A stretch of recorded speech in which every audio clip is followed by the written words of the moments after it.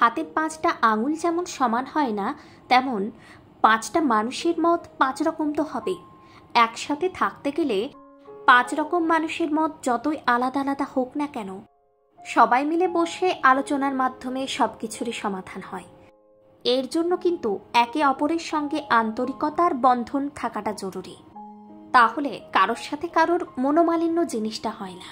কি জানেন তো, একা থাকার চেয়ে একজোট হয়ে থাকলে বাইরের কোনো বিপদ কিন্তু ছুঁতে পারে না।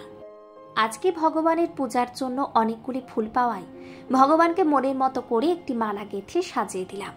আপনারাই বলুন না, আজ আমাদের গোপুসোনাকে কেমন লাগছে?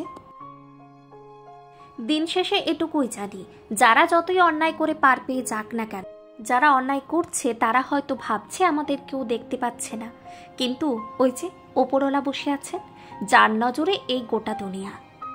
সবশেষে এটাই বলবো, সৎ থাকুন, ভালো থাকুন, ভালো কর্ম করুন এবং সুস্থ থাকুন।